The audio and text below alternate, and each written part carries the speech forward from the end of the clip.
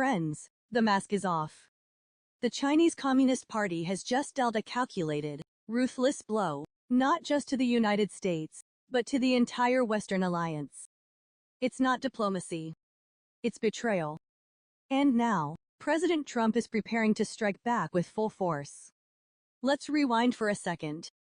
Trump was scheduled to sit down with Xi Jinping at the upcoming APEC summit in South Korea, a supposedly cooperative gathering meant to strengthen economic ties across the Pacific. But that illusion shattered overnight. Because China just announced it will halt exports of rare earth minerals, the critical ingredients that power everything from U.S. fighter jets to electric vehicles. In one move, the CCP revealed its true hand, weaponizing global supply chains and daring the West to respond. I'm Atra El-Nashar in Washington. The future of trade talks between the U.S. and China now look more uncertain than ever, as both countries accuse each other of violating an agreement that was supposed to help bring an end to the trade war. What was thought to be a breakthrough in U.S.-China trade relations in Geneva 3 weeks ago has all but diminished. They're just slow-rolling the deal. After the White House accused China of not following through on a key part of the Geneva Agreement, lowering its non-tariff barriers to unlock rare earth mineral exports, China now accuses the Trump administration of imposing discriminatory restrictive measures against China, including export restrictions on AI chips and taking away visas from Chinese students. So by exerting this extra scrutiny on Chinese visas, that is going to deliver a significant setback to China's long-term industrial plans. China's Ministry of Commerce says the United States has unilaterally provoked new economic and trade frictions, exacerbating the uncertainty and instability of bilateral economic and trade relations. I can confirm that the two leaders will likely talk this week. Members of the president's economic team say they believe a conversation between Trump and Xi is what's needed to get talks back on track. The standoff has implications far beyond tariffs. China says if the U.S. continues on this path, they will take resolute and forceful measures to safeguard its legitimate rights and interests. And it's China that has the final say over whether TikTok has a future in the United States, an issue with high political stakes for President Trump, staring down a June 19th deadline to broker a deal to spin off the popular app from its Chinese parent company. To do it properly, we'll probably have to get China's approval. China's never easy. We're learning these snags with China have impacted the White House's ability to negotiate trade deals with other countries. Top White House economist Kevin Hassett just revealed he had hoped to see an announcement on a deal last week, but that their team has instead been laser focused on the China issue and making sure it doesn't cause any supply disruptions. In Washington, I'm Atra El-Nashar. This isn't just a trade decision, it's economic warfare. And if Beijing thought the United States would roll over, they clearly miscalculated. President Trump took to Truth Social and unloaded on China in a blistering post. His message was unfiltered and unmistakable. China's been plotting this for years, quietly cornering the market on essential materials while pretending to play fair. And now, they've finally made their move. Trump called it what it is, a hostile act, and made clear that the era of polite cooperation is over. He's preparing sweeping retaliatory measures, including major tariff hikes on Chinese imports. He also hinted that America holds powerful economic levers of its own, far stronger and wider-reaching than anything China can threaten. Right now, U.S. tariffs on Chinese goods already sit at 30%, a combination of a 10% baseline trade tariff and an additional 20% penalty for China's refusal to curb fentanyl precursor exports. But according to Trump's post, that number is about to rise even higher. The implications are massive. China's rare earth monopoly has long been its ace card, the quiet leverage behind its global ambitions. But by playing that card, Beijing may have just overplayed its hand. This entire confrontation underscores what Trump has been warning about for years. The CCP is not a trading partner. It's an adversary, one that has spent decades undermining the American economy through theft, manipulation, and strategic infiltration. From stolen patents and hacked defense systems to universities and infrastructure deals, the pattern is impossible to ignore. And Trump's response makes his broader strategy unmistakable: Contain China before China controls everything else. And President Trump announcing that the White House will impose a 100% tariff on Chinese imports, and it will go into effect it will go into effect on November 1st. Trump claiming the Chinese forced his hand, saying that these new tariffs come in response to China's aggressive position on trade. So for more on this, I want to bring in ABC's Christian Cordero. And Christian, what more do we know about these tariffs? Well, the trade war between the U.S. and China, Alex, of course, has been going on for many months now. It was one of the focal points of the administration when it came to changing the tariff policies, the trade policies in the U.S. But most recently, just yesterday, China announced new restrictions on rare earth minerals, and that really kind of set the ball in motion as to what has happened in the past day or so. We saw President Trump criticize that, threaten tariffs, and immediately saw stocks act accordingly, which we'll get to in a minute. But really, when it comes to the announcement itself imposed on allegedly November 1st, as far as the president has announced today, he says that it is in response to China's extraordinarily aggressive position on trade, related to export controls, and said that China sent letters to around the world threatening to impose export controls on each and every element of production having to do with rare earths. Rare earth minerals are used for things like semiconductors, computer-related resources. And he also, interestingly enough, said that there's no way China should be allowed to hold the world, quote-unquote, captive, which critics note that is essentially what President Trump has been doing with a lot of the upheaval around trade policy here. So much to be seen, Alex, as far as, what happens next. But the truce that we have had with China is set to expire in less than a month. The two leaders were set to talk in a couple of weeks in South Korea, and that seems to be in limbo right now. As former senior advisor Stephen Miller put it, China's entire economy depends on access to U.S. and Western markets. Without that lifeline, Beijing's so-called economic miracle collapses under its own weight. And that's exactly what Trump's tariffs are starting to expose, a dependency Beijing can't afford to admit. Now, with the mineral export ban, the CCP has escalated the standoff into open confrontation. But this time, Washington isn't blinking.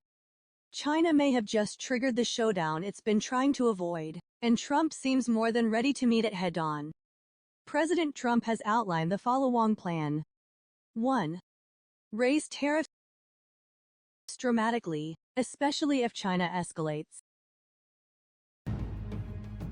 The US President Donald Trump announced on Friday that the US will impose a 100% tariff on imports from China over and above any tariff that they are currently paying. These tariffs would be effective from November 1st or even sooner. In addition, the US administration will impose export controls on any and all critical software from American firms. The US president said the measures were a direct response to China's new restrictions on rare earth elements, which he called especially inappropriate. In a Truth Social post, he mentioned, "It has just been learned that China has taken an extraordinarily aggressive position on trade in sending an extremely hostile letter to the world, stating that they were going to, effective November 1st, impose large-scale export controls on virtually every product they make, and some not even made by them. This affects all countries without exception and was obviously a plan devised by them years ago. It is absolutely unheard of in international trade and a moral disgrace in dealing with other nations."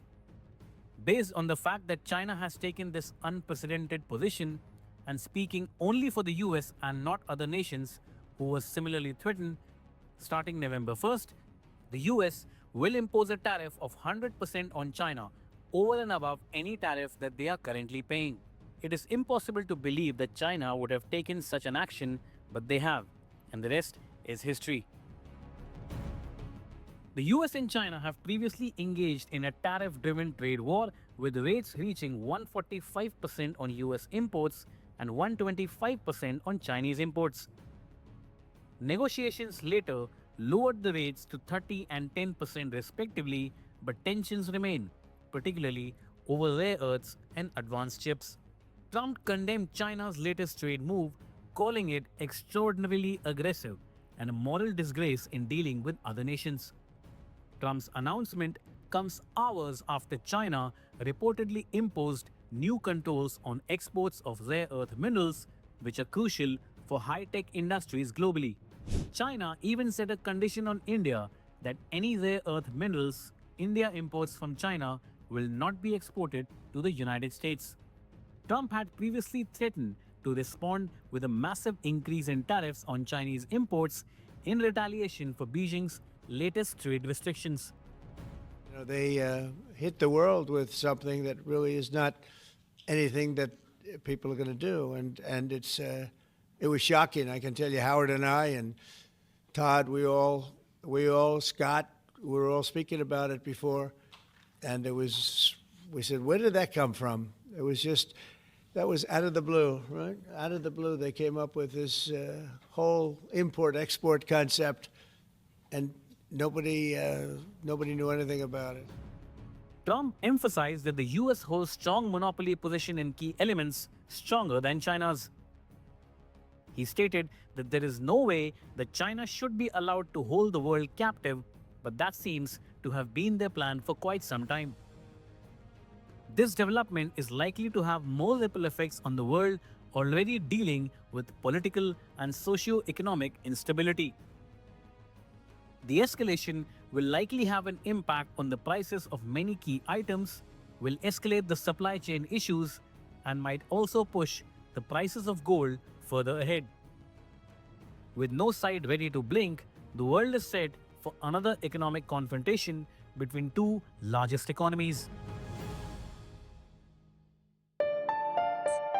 Trump has announced 100% additional tariffs on Chinese imports beginning November 1st, 2025. These are to be added on top of the existing tariffs. He's framing it as a reaction to China's more aggressive export restrictions, especially around rare earth minerals and critical inputs for tech and defense. 2. Export controls on critical software/tech. Along with tariffs, he's talking about restricting U.S. exports of critical software to China. The idea is to limit China's access to tools important for its tech/defense industries. 3. Fairer trade deal, or return to Phase 1-like agreements. He has expressed interest in making new trade deals that are more fair or reciprocal, by which he means reducing China's unfair practices. There was a deal earlier in 2025, a 90-day pause in many tariffs, between the U.S. and China that included some tariff reductions and mutual trade concessions. Trump indicates willingness to build off that framework or similar arrangements. 4. Decoupling or reducing dependence in critical sectors. Part of the plan is to reduce U.S. reliance on China for essential goods, rare earths, pharmaceuticals, possibly tech components. Also, stronger domestic production is emphasized, pushing U.S. supply chains to be less exposed to Chinese control. 5. Reciprocal tariffs and baseline tariffs. The plan includes using baseline tariffs, that is a floor, on most foreign products, plus additional tariffs on countries, including China, based on what is judged unfair behavior. There is already a baseline 10% tariff on many imports, with additional tariffs specific to China and other nations in some cases. Key goals behind these policies: force China to cease or reduce export controls on critical or rare materials. Push Beijing to engage in trade practices that are more transparent and fair, less technology theft, forced transfer, currency manipulation, etc. Strengthen U.S. domestic manufacturing and supply chain resilience. Use trade policy as leverage to address other issues, for example fentanyl precursor flows, national security concerns. Rebalance the trade deficit with China. Risks/possible consequences. Higher prices for U.S. consumers and industries, especially for goods that depend on inputs from China or for products that can't easily shift supply chains fast. Retaliation from China, both in tariffs and non-tariff barriers, possibly including countermeasures on U.S. exports. Strain on relationships with U.S. allies or countries caught in the crossfire, if the U.S. requires them to restrict trade with China or imposes wide tariffs. Global supply chain disruption, especially in tech, defense, renewables, automotive sectors where rare earths and critical minerals are key. What's still unclear / to be defined? Exactly which categories of goods and software will get export controls. Whether the 100% tariff will apply to all Chinese imports or selectively. How enforcement will be done, especially with conduit countries that might serve as re-export routes. The terms under which China might de-escalate, for example removing their export restrictions or offering concessions. Whether any trade deal will compromise some of the tariffs if China meets demands. The message is clear: if you try to corner the United States, you'd better be ready for the consequences. Because for the first time in a long time, America isn't playing defense. It's fighting back.